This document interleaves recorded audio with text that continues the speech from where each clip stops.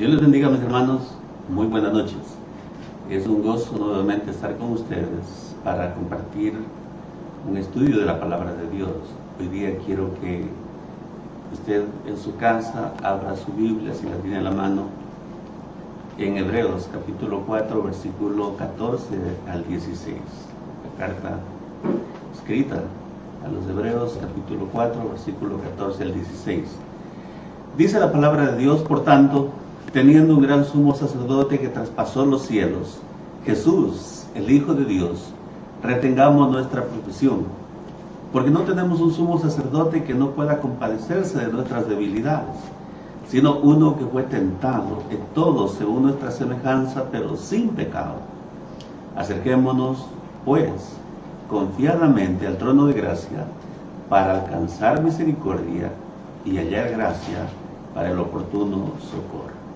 ¿Alguien alguna vez dijo o preguntó acerca de cuál es este trono de gracia? Porque dice: acerquémonos pues confiadamente al trono de gracia. Es un trono de amor, de misericordia. Es un trono al que cualquier persona, independientemente de raza, independientemente de posición económica, independientemente de cualquier situación moral, física, puede acercarse.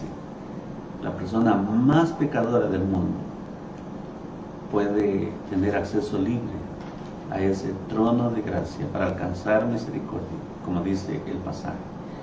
Entonces quisiera que hoy día veamos en la palabra de Dios cuáles son las connotaciones, mis hermanos, qué son las ventajas y especialmente cuáles son las razones que nosotros encontramos en la palabra de Dios para acercarnos a este trono de gracia que dice el versículo 16. La primera cosa que quiero que veamos, nos fijemos en el texto que estamos usando hoy, Hebreos 4:14, dice: por tanto, teniendo un gran sumo sacerdote. La palabra sumo sacerdote es algo no tan conocido para nosotros en el tiempo de la iglesia. Vivimos en la época de la gracia, ya no conocemos la figura de los sacerdotes ni de los sumos sacerdotes. Es un término que está en la palabra de Dios y que Hebreos muy bien lo aplica solamente al Señor Jesucristo. Es un texto que nos lleva a pensar un poquito en cómo se llevaba la vida religiosa en el Antiguo Testamento, los hebreos, porque el pensamiento del sumo sacerdote constituye el tema central, uno de los temas, es el tema más importante de este libro de Hebreos. Por supuesto que habían requisitos para aquel que iba a ser el sumo sacerdote. Tenía que ser escogido de entre los hombres para poder representar a los otros hombres. Ninguna persona podía hacer campaña, porque tenía que ser parte del grupo sacerdotal de la tribu de Leví. Nunca nadie hacía campaña para aspirar a este puesto, sino que era llamado por Dios, y Dios se encargaba de escoger al sumo sacerdote. El sumo sacerdote en el Antiguo Testamento tenía algunos deberes que cumplir. Uno de los deberes es, por ejemplo, que pasaba una vez al año a través del velo que dividía el lugar santo del lugar santísimo en el templo, y ofrecía también sacrificios para cubrir los pecados del pueblo. Eso lo hacía solo una vez al año. Por supuesto que antes de eso él ofrecía sacrificios por su propio pecado, porque él también era un pecador igual que los otros seres humanos. También dice la Biblia que ofrecía ofrendas. Era el representante del hombre ante Dios. Nosotros hoy en día ya no necesitamos la figura de sacerdotes ni de sumos sacerdotes, porque la Biblia dice que con Cristo usted y yo somos sacerdotes delante de Dios. Usted puede interceder directamente a Dios. Usted puede llegar directamente ante Dios. Ahora, ¿qué es lo interesante de reconocer a Jesús como nuestro sumo sacerdote, mis hermanos? Es que eso permite que nosotros veamos en Él el poder. Porque mira lo que dice el versículo 14. Dice, traspasó los cielos, teniendo un gran sumo sacerdote que traspasó los cielos. Esta frase, traspasó los cielos, está en un tiempo perfecto. Mis hermanos, Jesús ha pasado por los cielos. En la religiosidad, en el Antiguo Testamento, los rabinos, ellos discutían de cuántos cielos existían. Algunos decían, son 3 cielos, como nosotros hoy en día de pronto lo decimos, pero habían rabinos que decían que existen hasta 7 cielos. Bueno, sean 3 o sean 7, el hecho es que Jesús traspasó los cielos, regresó a la presencia del Padre, y el resultado, mis hermanos, de su venida, de su encarnación, y también el resultado de su ida, de su ascensión, es permanente. Por lo tanto, los creyentes, usted y yo, hoy en día, podemos, por sus méritos, por su trabajo, pasar también para los cielos, como Jesús pasó. En el pensamiento gnóstico de la época de los apóstoles, ellos decían que los cielos son barreras angelicales. Pero para el Antiguo Testamento, mis hermanos, el Antiguo Testamento presenta que los cielos son la atmósfera. Bueno, ellos lo veían de estas 4 formas: la atmósfera donde vuelan las aves, las ventanas de los cielos de donde viene la lluvia, los cielos estrellados del sol y la luna, y también terminaban siendo la misma presencia de Dios. En los cielos es donde se ve, donde está, donde mora la misma presencia de Dios. Son ideas que han venido hasta nuestros días y nosotros las compartimos compartimos esas ideas del pensamiento de los que vivieron en el Antiguo Testamento. Ha habido también, como ya les dije, mucha discusión acerca de los rabinos en cuanto a si son 3 o 7 cielos. Pero esta frase fue usada, mis hermanos, para descifrar, para describir el tabernáculo celestial. Aquel que traspasó los cielos es aquel que, siendo hombre, llegó a ese tabernáculo celestial. Y en el caso de Jesús, mis hermanos, dice que ese Jesús traspasó los cielos. No tuvo ningún impedimento para llegar hasta ese lugar. Ninguna fuerza, ni humana ni satánica, impidió el paso al trono de gracia, al trono de gloria. En el libro de Daniel usted puede ver, allí se aprende, por ejemplo, que las fuerzas demoníacas, que Satanás con sus demonios a veces estorban la obra de Dios. Y si usted lee Daniel 10:13 va a notar que allí hay la intervención angélica en el Antiguo Testamento, por supuesto, se nota eso para ayudar a los siervos de Dios. Bueno, pero Cristo no necesitó de la ayuda de ángeles, Cristo no necesitó de la intervención de nadie más para traspasar los cielos, porque Él es Dios Todopoderoso. La Biblia dice que Jesucristo vino como hombre, 100% hombre, pero también como Dios, 100% Dios. Ninguna fuerza humana, demoníaca o satánica pudo impedir la salvación que Cristo nos ofreció cuando se encarnó y también cuando ascendió hasta la presencia de Dios. Ahora, el versículo 14 continúa diciendo, Jesús, el Hijo de Dios. Ese es Jesús, mis hermanos, es un título divino aplicado a Jesús, el tema del Hijo de Dios. Jesús de Nazaret se lo conoció en el tiempo que Él vivió aquí. Y el énfasis que continúa es que Jesús aparece aquí como Hijo. Ahora, no es un accidente que apareció en la humanidad, es el plan de Dios manifestado al ser humano para redimir a la humanidad. Y aquí nosotros notamos las 2 cosas importantes. Jesús vino a la tierra, se identificó como hombre y tomó ese nombre, Jesús, pero también dice que ese Jesús es el Hijo de Dios. La humanidad se nota en Jesús cuando notamos que el nombre mismo de Él dice que Dios es su Salvador. Y en todo pasaje del Antiguo Testamento encontramos nosotros que Dios enviaría un Salvador. Y debemos notar también que el nombre nos habla de las 2 naturalezas del Señor Jesús. Jesús es el nombre que refleja su humanidad, y Cristo, cuando dice Hijo de Dios, es el nombre que nos habla de ese ser divino. El Hijo de Dios vino a mostrar el inmenso amor de Dios, pero también vino a mostrar el inmenso poder de Dios. ¿Y cuál es la función de ese Jesús que vino a la tierra? Dice la palabra de Dios que vino para interceder por los creyentes. Y en la Biblia podemos encontrar muchas figuras de Él. Dice que Él es nuestro intercedor, Él es nuestro mediador, Él es nuestro abogado. También en Primera de Juan dice que Él es nuestro consolador. Y la Biblia nos dice que Él vino especialmente para ayudarnos a nosotros. Termina el versículo 14 diciendo: retengamos nuestra profesión. Este verbo, mis hermanos, es un énfasis porque nos da la idea de la necesidad para que nosotros perseveremos. Mucho se habla de aquellos que preguntan si el cristiano pierde o no pierde la salvación.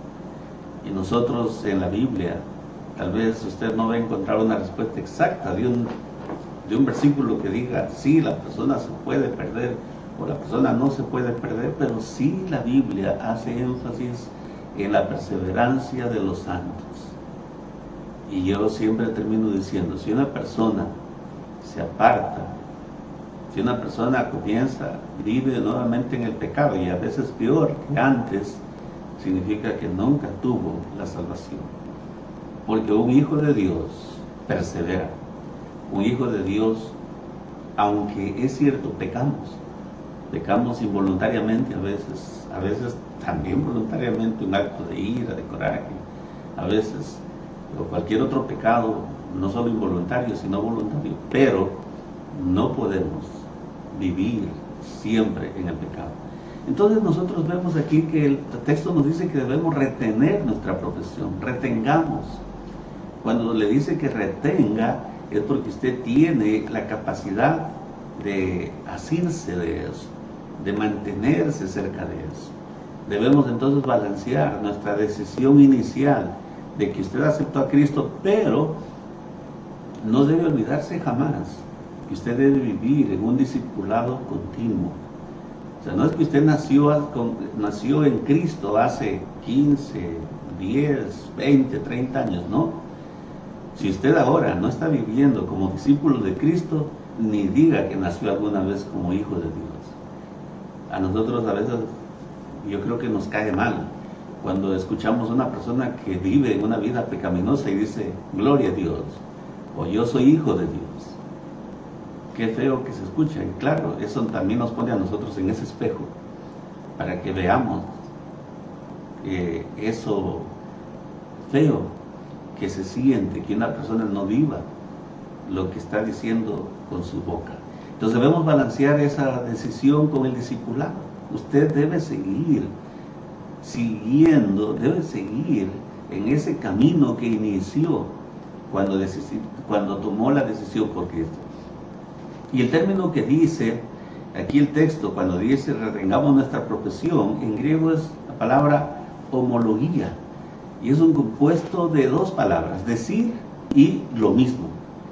Decir y lo mismo. Entonces los lectores habían hecho una profesión de su fe en Jesucristo, y ahora deben retener con celo esa profesión.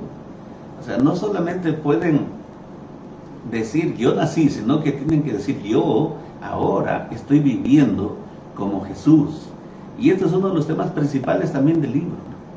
O sea, no solamente que diga, sino que viva. Y ambas cosas son cruciales.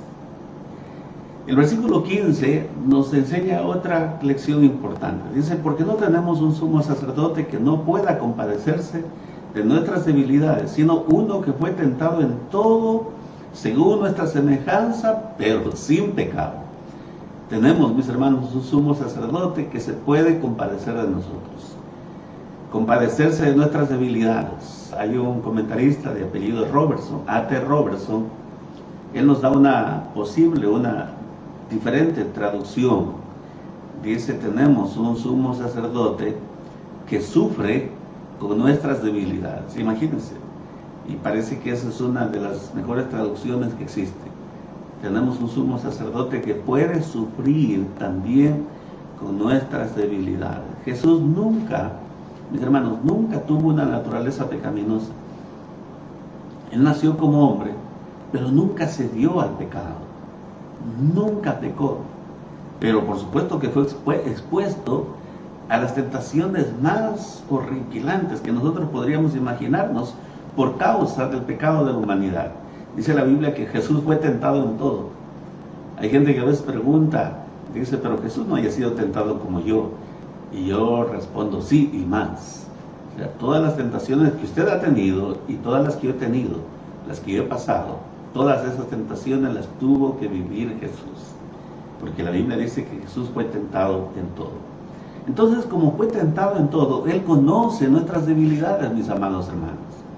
En el original del pasaje, la palabra, como les decíamos, Él puede sufrir por nuestras debilidades, pero también simpatiza con nuestras debilidades. Él está con nosotros en el momento en que nosotros somos débiles.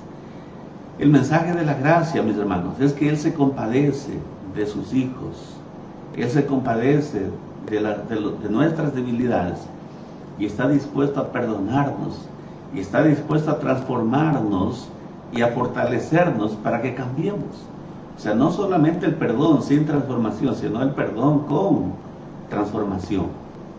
Y ese intercesor que tenemos nosotros nos comprende porque pasó por las mismas tentaciones que usted y yo hemos pasado. Él estuvo en este mundo, experimentó sufrimientos, experimentó incomprensiones, experimentó las burlas, experimentó todo tipo de ataques, no solo del ser humano, sino también de una manera fuerte de parte del mismo diablo. Y cuando nosotros necesitamos ayuda, tenemos a alguien a quien acudir. Yo creo que toda persona que necesita ayuda a veces busca a alguien que le entienda, que comprenda su situación, y con esa persona empatiza. Nosotros justamente precisamente tenemos eso en Jesús, porque Él entiende nuestra condición, porque Él vivió como nosotros. Él fue tentado en todo, dice la Biblia, por el diablo, por el mundo, aquí en la tierra, y la tentación que Él tuvo vino de afuera, porque su mente, su alma se mantenían limpios, se mantenían puros. Nosotros como seres humanos también, mis hermanos, podemos aprender de Jesús y resistir las tentaciones a las que somos expuestos por nuestro intercesor, que es Jesús. El apóstol Pablo, de hecho, deja en claro el tema de lo que nosotros podemos hacer en Cristo Jesús. En Filipenses 4:13 él dice, todo lo puedo en Cristo, porque Cristo es quien nos fortalece. Y nosotros podemos ver en la palabra de Dios muchos hombres de Dios que fueron tentados y que pudieron vencer la tentación acudiendo a Dios y hallaron gracia para el oportuno socorro. Jesucristo, mis hermanos, nunca pecó. Él cumplió con las demandas de Dios, Él cumplió con las demandas de la ley, y Él se constituyó en un modelo para todo hombre. Y este hombre que se identificó con el hombre, cumpliendo todas las demandas que nosotros no podíamos cumplir, Él nos da confianza para acercarnos a Él.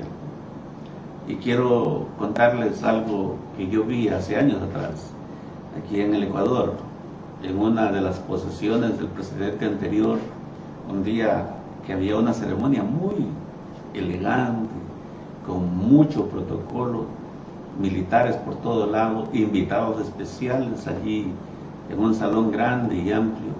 En la televisión salió un niño que corría por un lado y por otro, y creo que todo el mundo se le pasó por la mente, ¿por qué alguien no controla ese niño? ¿De quién será ese niño juguetón por allí?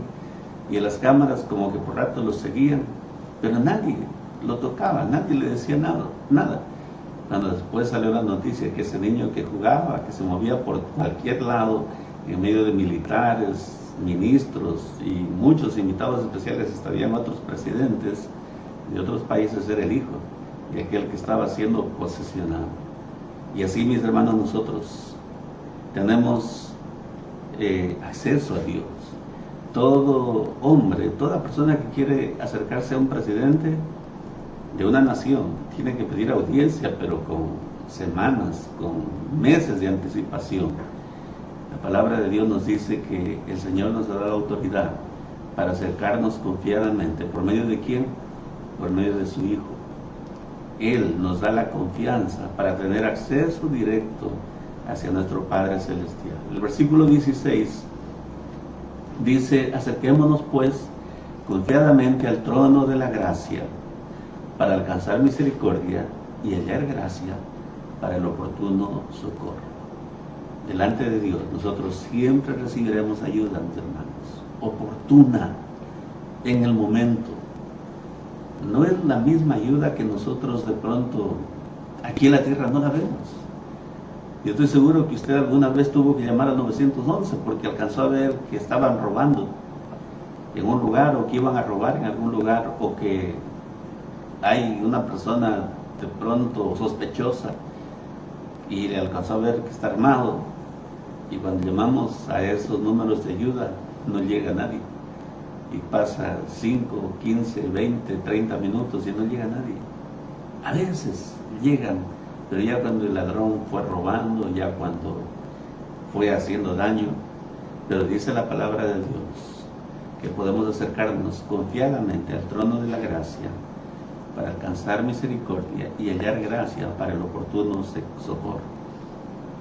Esta palabrita, mis hermanos, de acercarse, enfatiza la participación continua, pero con un elemento de contingencia. Es un término técnico que aparece también en la Septuaginta para un sacerdote acercándose a Dios. Y en Hebreos este término se usa de la habilidad de la humanidad caída de acercarse a Dios, pero con el mérito o a causa del sacrificio de Jesús. Dice también el texto bíblico para alcanzar misericordia. La palabra misericordia es una de las palabras del Antiguo Testamento que se traduce de una manera muy interesante, que tiene que ver con Dios, de pronto Él mismo ofreciendo su brazo, ofreciendo su pecho, ofreciéndose Él cerca. Lo que siente una madre cuando ve a uno de sus hijos sufrir. Yo he visto mucho estas cosas porque en mi casa mi mami tuvo 10 hijos en total. El primero falleció muy chiquito, no lo conoció nadie, ninguno de mis hermanos, pero yo vi nacer a muchos de mis hermanos. Y qué dolor que siente una madre cuando ve a su hijo sufrir y no sabe qué es lo que le pasa. Claro, las madres creo que mientras más hijos tienen, ya como que hasta que aprenden qué es lo que le está pasando al hijo, pero sufren ellos. Y esto nos indica la misericordia divina, mis hermanos, el hecho de que Dios, por supuesto, sí sabe lo que nos sucede a cada uno de nosotros, pero Él también sufre junto con nosotros. Dice el pasaje que podemos acercarnos confiadamente al trono de la gracia. Usted puede hablar con libertad, o libertad de hablar con confianza. Usted tiene libertad, confianza para acercarse a la misma presencia de Dios por medio del Señor Jesucristo. A veces usted va a escuchar que hay mucha gente que usa el nombre de Dios en vano porque piensan que solamente mencionar el nombre de Jesús es como una fórmula, es como una cábala, es como algo místico, es como algo poderoso.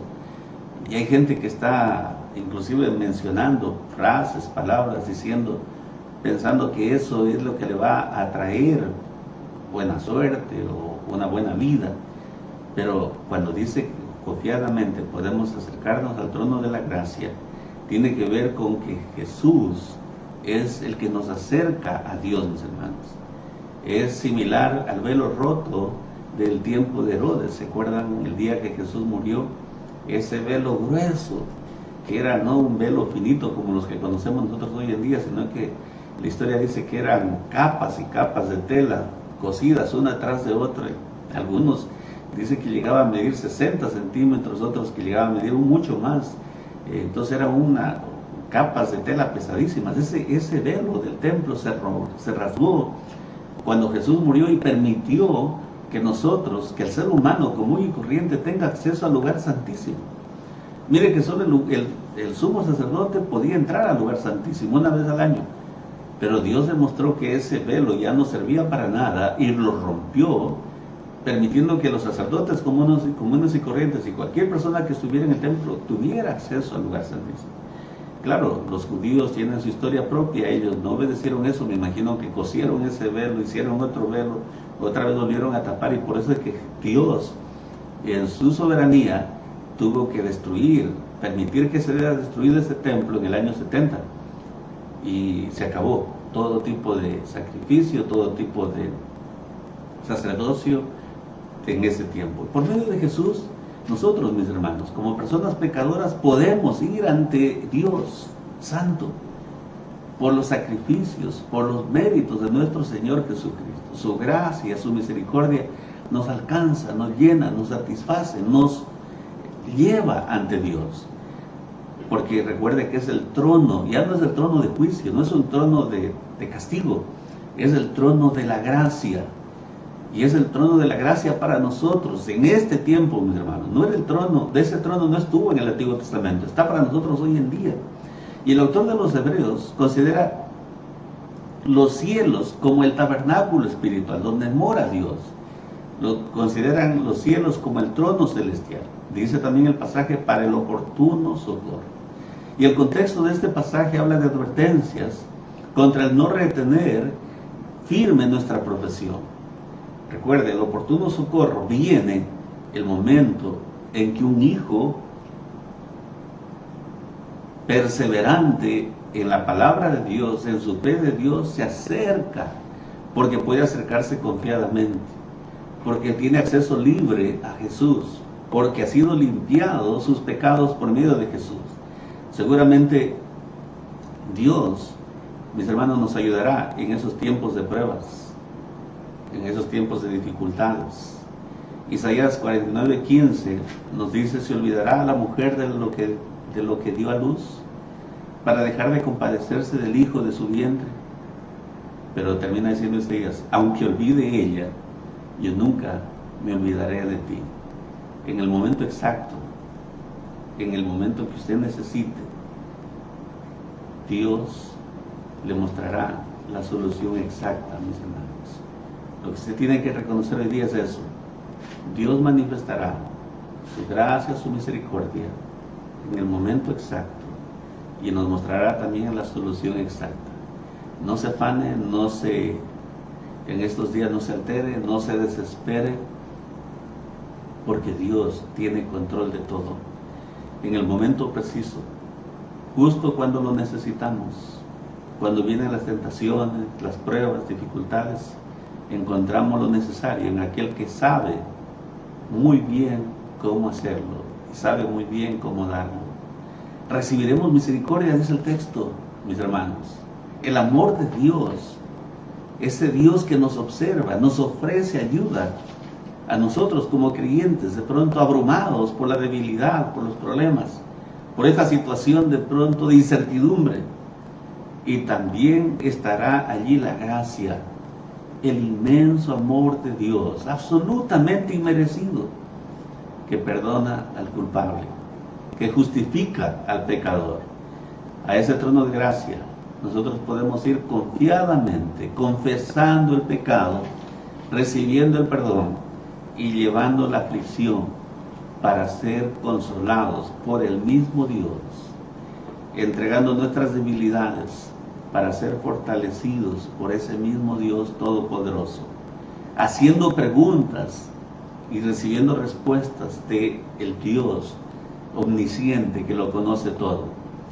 Pero todo esto solo por causa del gran sumo sacerdote, que ha hecho una completa expiación por nuestros pecados y que ha hecho la obra completa para que nosotros tengamos acceso libre al trono de gracia de nuestro gran Dios. Qué inmenso poder disponible para nosotros por medio de Jesús, que murió por nosotros. Estimado amigo, amiga, hermano y hermana, yo le invito para que hoy día usted nuevamente renueve su confianza en Jesús. Jesús es aquel que nos permite disfrutar de la gracia abundante, de la misericordia en todo momento.